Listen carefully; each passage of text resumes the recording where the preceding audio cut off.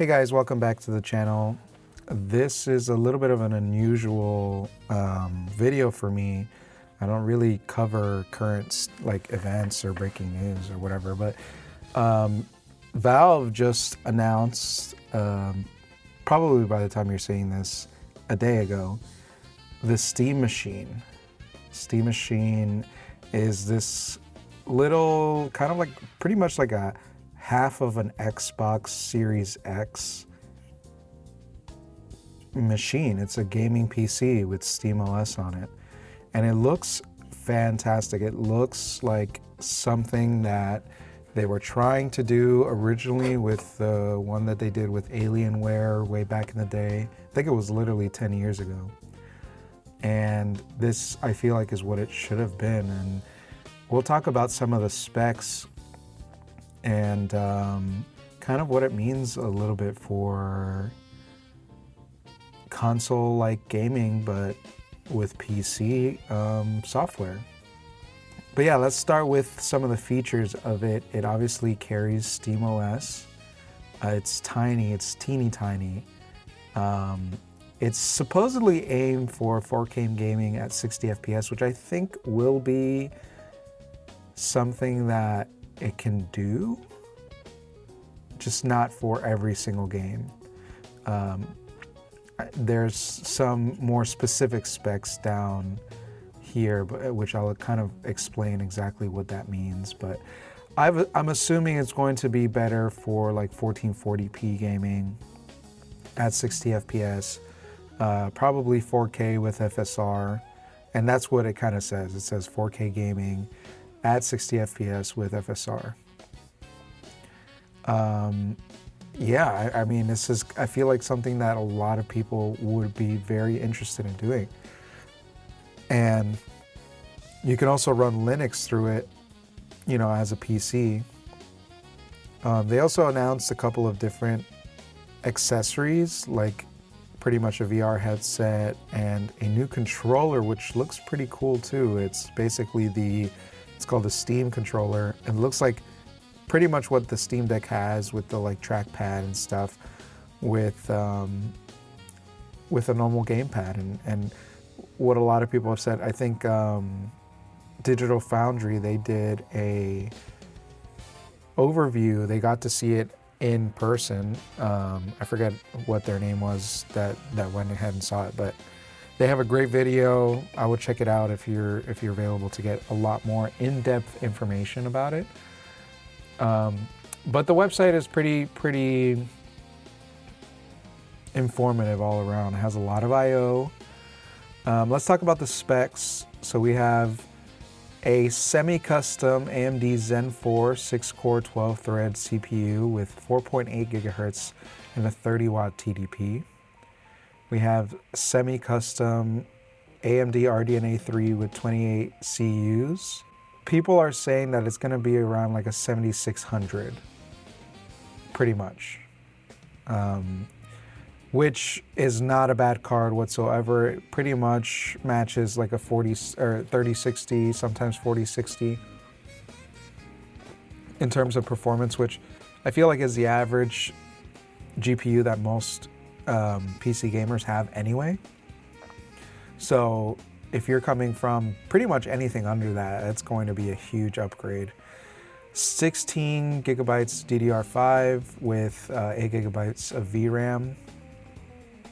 They have a couple different SSD models, which honestly, I would just get the cheapest one and upgrade the SSD yourself. I mean, it has a very upgradable path. Again, watch the Digital Foundry video for that, for more information on that.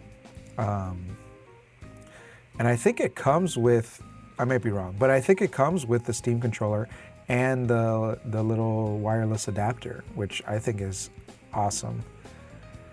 Again, a lot of great specs, and the only really unknown about this device is the price, right? So they haven't released the price. It's supposedly coming next year. Don't know when exactly, right? This is just the original announcement, but man, this is a great news for gamers, and really one of the big reasons why I ended up wanting to make a video about this. Other than it's just exciting, but I've realized I've come to a similar theme with my videos where I'm pretty much talking about affordability a lot. And I think this falls into it. This is definitely a device I'm very much interested in because I've been wanting to actually I have a PC in my home, which is what I basically use for my center console experience. And I kind of set it up with like basically, I forget what it's called, but when Steam uses Steam OS on Windows and you can play it like a Steam Deck, but on the TV. So I have it set it up that way. I also have Dolphin and Yuzu and all of my other emulators set up in a way so that whenever I actually want to play them, I can do it through that interface. And I also watch, a lot of movies and stuff that I have built up with my collection through that PC. So it's pretty much, it's a really quintessential part of my entertainment console. But I've been wanting to replace it with something a lot smaller and a lot more living room friendly. And I think this would be a great thing for me to have in the future. But I mean, yeah, this is great news. The biggest and most crucial thing about this is they have to keep it under $1,000. If it's $700, which I'm assuming it's going to be around that price, like the $699 price, if they can manage to make it cheaper, man, that would be incredible. But I think a lot of people will be happy with the $700 price, especially because most of the time people who want this kind of thing, they already have Steam games. They already have a PC. Maybe they have a gaming PC or a gaming laptop, and they want one for the living room. And I think that's what this is going to be catered to. And I'm exactly that kind of customer. And I think this falls in line with the aforementioned affordability theme, because a PC with these exact specs, brand new, is going to cost at minimum maybe $1,000 to $1,200. But to have it in this form factor with a really friendly and easy to use OS, set up like a console without having to do really pretty much any kind of tinkering, is unheard of. I mean, this is something, like I said, that people have been wanting to use for a really long time. And the fact that Valve finally announced it after a lot of months of speculation from people, after they released a SteamOS build for like other handheld PCs and things like that, I think this is going to be a really, really great seller, and I can't wait to get one. And this is something that the gaming industry definitely needed. I want to talk about some other fun little tidbits of tech that I would want to invest in and invest my time in the future. A lot of it has to do with emulation, and the Steam machine, I think, also works hand in hand with that, because I think emulation is going to be a big component of people wanting to get this. I'm pretty sure, I think RetroArch already works with the Steam machine, or with Steam OS in general. So if you can emulate on the Steam Deck, you can definitely emulate on this thing. And I think it would be awesome for emulation. Another device that's awesome for emulation is the Thor. I wanted to get the Lite, which is $250. And I think for Christmas, I'm gonna get myself the $300 one. Just comes with a little bit more oomph. And man, this is just a great time to be a gamer right now. I mean, and I'm not talking about like Nintendo PS5 or Nintendo Sony Xbox. This is all around just really healthy for people who love the preservation of games and love inexpensive gaming. $300, that's it. Software, however you get it, is your own. All you need to do is set it up and play it. And this is really fun. I've seen a lot of videos on this little handheld. I think I really do think it's incredible, the things that you can do with it. Yes, there is some issues with latency, but supposedly it's negligible. And yeah, I mean, there's not really much else to say other than I really want it. Again, I know $300 isn't the most affordable thing in the world. But when you look at something like a 3DS, something like a 3DS XL, I mean, you can see how much they're going for. Like, it's insane. It's nuts how much these people are trying to sell the 3DS, $200 plus. And you don't get the same level of performance. If you're lucky enough to get one and you can mod it and do whatever the heck you want with it, I mean, that's not a bad price. But with the A and Thor, you're getting 4X resolution, I think, right? It's AMOLED. Yeah, that screen is, I mean, 1080p. I think the other one is 240. So yeah, you're basically getting a 3X, 4X resolution. You have a lot more flexibility with what you can play on it.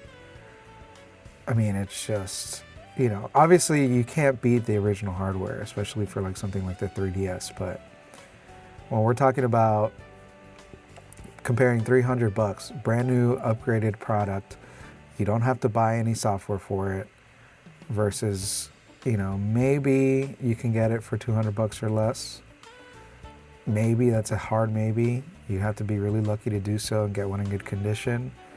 And then you have to mod it. You have to do all of that kind of stuff for the free software. If not, if you want to keep it as original as possible, you have to buy a bunch of individual games.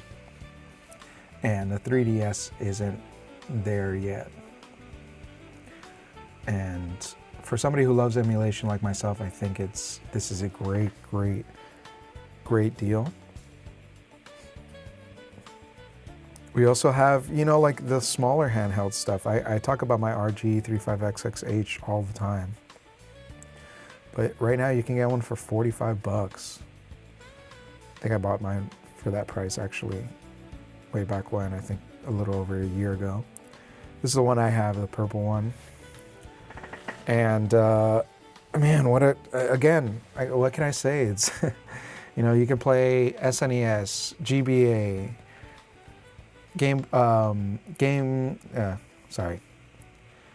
SNES, GBA, Game Boy, PS1, some Nintendo 64, PSP.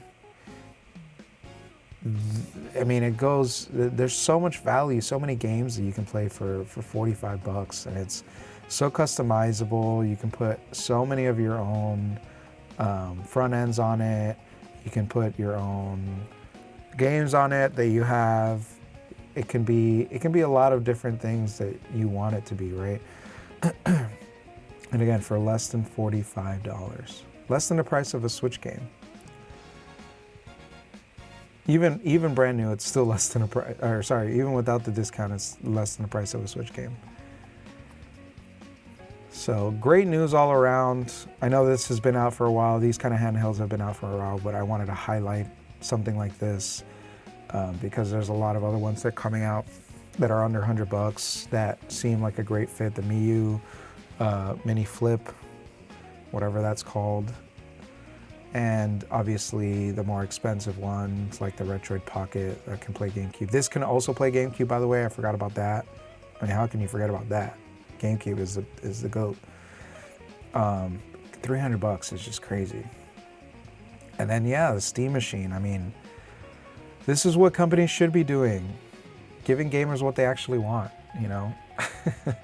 Why is that such a hard concept? Anyway, thanks for watching. I had a lot of fun talking about this. I'm really excited for this to come out. If you have any comments that of things that I should have brought up, but I didn't, please let me know down in the comments. This is a lot of fun, and I'll see you in the next one. Bye.